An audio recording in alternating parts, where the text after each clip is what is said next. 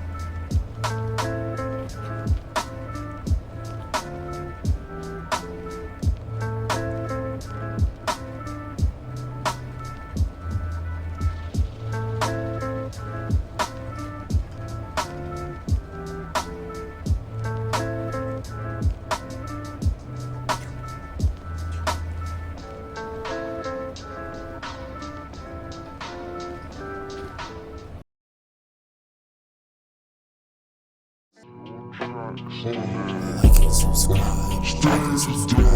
Like and subscribe. Like and subscribe. Like and subscribe. Like and subscribe. Like and subscribe. Like and subscribe.